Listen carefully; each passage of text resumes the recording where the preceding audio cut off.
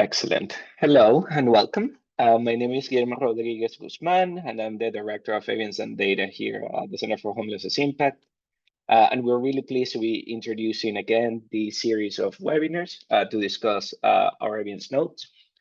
We launched the evidence notes series in late 2021, and the idea was to start supporting busy decision makers and commissioners like many of you. The idea is that these briefs try to summarize what we know about a specific problem related to homelessness, for example, around mental health, or like today, around people who are leaving prison. In these notes, we start by reviewing the relevant data so we can put that problem into context, and then we summarize the existing evidence on the potential solutions. The hope is that the notes can serve as an entry point for anyone who is interested in commissioning new services or making improvements to existing ones, really informed by the best evidence available out there. So far, we have published 7 notes on different topics, all of which you can find on our website, and my colleague Keith will post that link in the chat and also in the note that you will receive after. At this point, we are in the process of updating some of the notes as more evidence has become available over the last couple of years, but also we are writing new notes. Some of the topics that are coming up include things like workforce well-being and also domestic abuse. Today, I'm joined by my wonderful colleagues, Matt Gannon and Maria Osa, who will be discussing an updated version of our evidence notes about people being discharged from prison. And at the end, we will have a bit of time for any questions or any comments that you might have. But for now, please put all of those in the chat. We'll be recording the presentation section of this webinar, but the questions will not be recorded. So with that, over to you, Matt and Maria.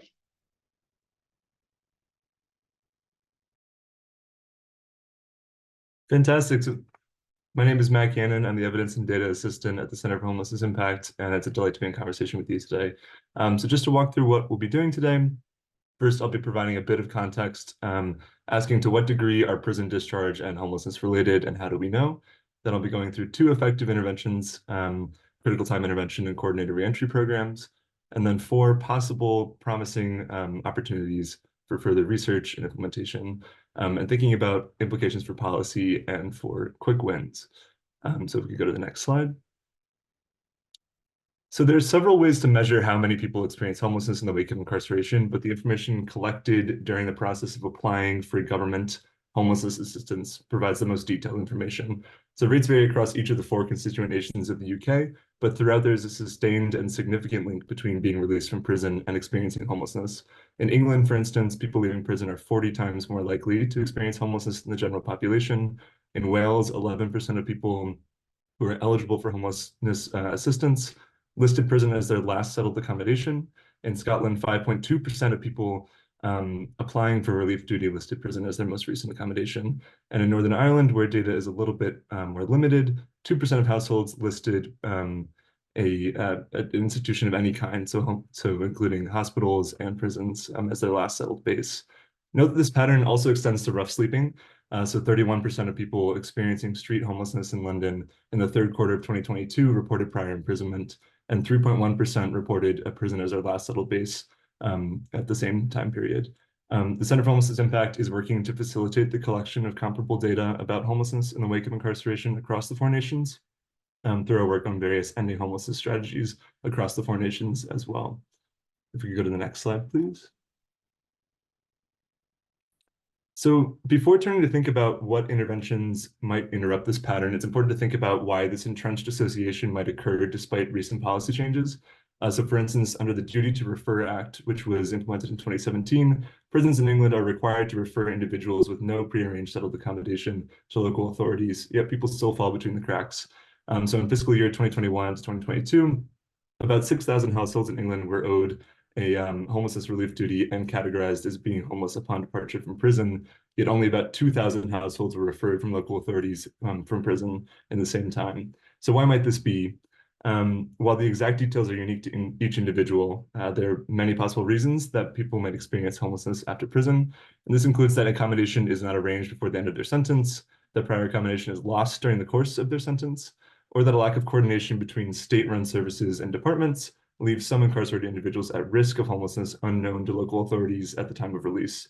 In addition, the collateral consequences, or like the negative effects of imprisonment, can worsen a person's risk of homelessness upon release.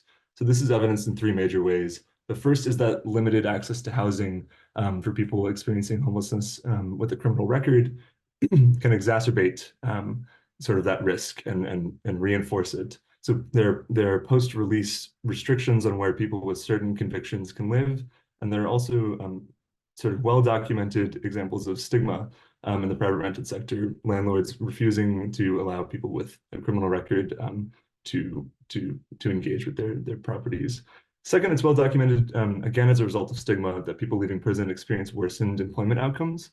So 13% of people leaving prison in England and Wales, according to a recent study, were employed 6 weeks after release, which is an incredibly low number. And 50% of employers, a different study found across England and Wales, report that they, quote, would not consider employing, end quote, a person who has been incarcerated. So lack of stable employment might put individuals at further risk of homelessness. And third, experiences of homelessness after prison also increase the risk of recidivism or reoffending, especially when combined with the nascent criminalization of homelessness across the UK.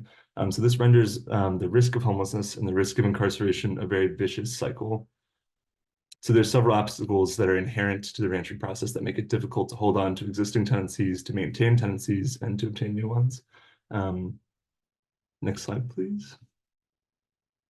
So what works? The first intervention that we might focus on is critical time intervention, or CTI. And this has a wealth of evidence that renders it to be an effective intervention. It should be noted, however, that CTI was developed with a focus on people experiencing severe mental illness. So while most interventions focus on people leaving hospitals, there are some studies that show that this is effective for people leaving prisons as well. But there have not been any studies focused specifically on housing outcomes in the UK. So CTI entails a person-centered approach with a single caseworker who has 10 to 15 clients at a time, no more. The program constitutes 3 consecutive 3-month phases, so 9 months total, around the time of a person's transition from prison to reentry. So in phase 1, which is transition to the community, the caseworker gets to know the client, assesses their needs, and co-creates a transition plan to link the person to services and, crucially, to their community as well. In phase 2, which is post-release, the caseworker monitors how these systems of support are operating after release. And in phase 3, which is the transfer of care, the caseworker helps to develop and implement a plan to achieve long-term goals and fully transfers the coordination responsibility for those plans to the person leaving prison and to their support network. Next slide, please. So housing outcomes for participants in CTI programs, again, have not been evaluated for people living in prison in the UK, but there are other outcomes that show positive effects. So for instance, CTI effectively increases engagement with mental health services after discharge. And additionally, CTI effectively increases housing stability for people leaving hospitals. So to dive into that a bit more, in the US, there was a study that illustrated that CTI participants leaving a hospital are 5 times less likely to experience homelessness compared to non-participants. And this might transfer to the prison institution as well. Next slide, please. So a second intervention that we think might be effective are reentry programs. And these programs do not always provide housing, but when they do, they seem to have effective outcomes. So they typically involve holistic service provision, including some combination of direct accommodation provision, rental assistance, employment training, and mental health case management when they're most effective. These programs primarily focus on improving coordination between services throughout the reentry process from prison to community. And it should be noted these interventions are different from extant government interventions, such as Through the Gate and Community Accommodation Services Tier 3 or CAS 3, CAS 3, which focus more on short-term accommodation rather than this kind of robust model of long-term support. And again, in the evidence note, there's a kind of more full description of those extant government interventions, and we can talk about that more in the Q&A as well. Next slide, please. So there have been several evaluations of reentry programs in the United States with mixed results for housing incomes. housing outcomes. One study with a small sample size in the United States found that an intervention offering individualized case management that also provided a bit of rental assistance effectively improved both long-term housing stability and well-being for people leaving prison. And this study shows that like housing-centered programs, especially those that provide wraparound services, can be an important bridge in the reentry process. Another study, US-based multi-site housing-based intervention, demonstrated that such interventions reliably reduce recidivism, kind of breaking that vicious cycle. But a review of 9 high-quality studies, predominantly from the United States, again, while it corroborated this conclusion, also found that success can vary across participant characteristics and the use of specific outcome measures. So while most studies showed like pretty strong effects for recidivism and for like engagement with services, we don't really know too much about housing outcomes yet again. And future research should aim to fill this gap in the prior literature. Next slide, please. So moving beyond reentry programs and CTI, these kind of robustly evaluated programs, there are some interventions that we think might be effective that have been implemented, that are being explored, but we don't have like very robust external evaluations of them. But we do have some suggestion via qualitative evidence and anecdotal evidence via like small scale program evaluations. Next slide, please. So the first example of this would be Scotland's SHORE standards, and that stands for Sustainable Housing on Release for Everyone. This is a set of standard procedures to follow to ensure that people leaving prison have reliable access to stable accommodation throughout the reentry process. So best practices for coordinating and maintaining access to relevant services for people in prison are organized into 4 main timeframes. First, at the point of imprisonment, each person's housing, health, and government benefit needs are assessed, and the relevant local authority is contacted regarding access to homelessness prevention services. Second, throughout the duration of the sentence, a lead support worker is tasked with ensuring that progress is being made on securing stable housing for each prisoner. And third, in the 8 weeks prior to release, various appointments, homelessness benefit applications, and plans for the start of tenancies are made. Crucially, a single coordinator coordinates all of this. So a single caseworker is responsible for each individual prisoner, and enabling the coordination of services across agencies. And then post-release, a plan is agreed with each person leaving prison and their support networks.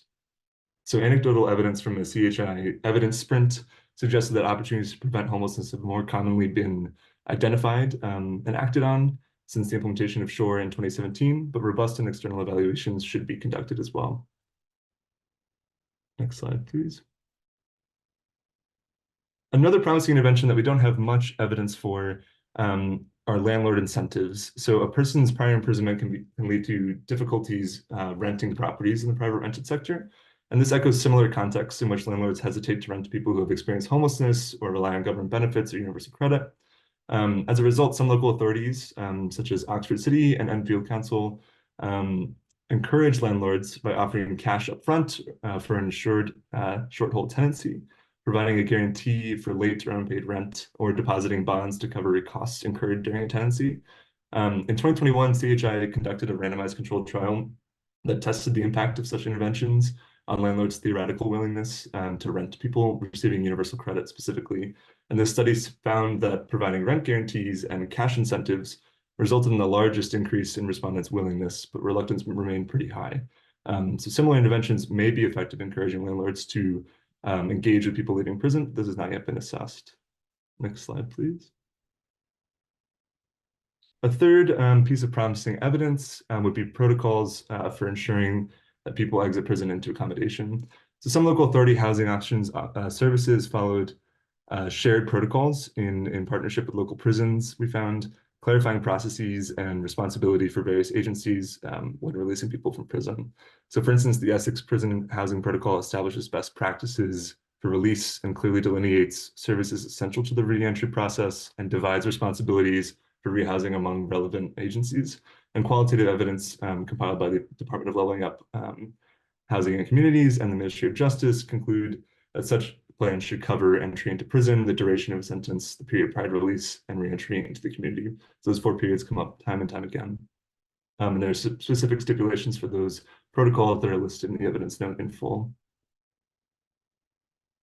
Next slide, please.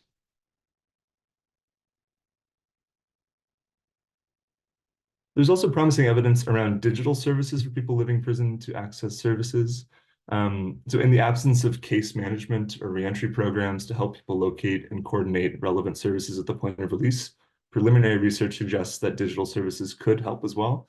So a qualitative exploratory study exploring possible avenues for the implementation of digital services or digital tools in the Australian criminal legal system indicated that such digital tools enabling people leaving prison, so formerly incarcerated individuals, to find and access housing and related services would be of most use to people who do not qualify for sort of specialized case management. So in addition, service coordination between agencies could be enhanced by tools that document the services and information needed and received by different people leaving prison, though there are concerns about the use of these tools as forms of continued surveillance.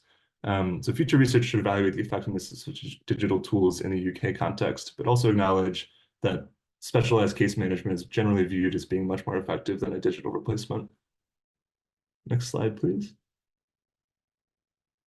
So what are the implications of all of this for policy, practice, and research? And I should know that there's in-depth information in the evidence note about kind of more existing government programs and other promising interventions that we don't have time to get into here, but we could talk about in the Q&A.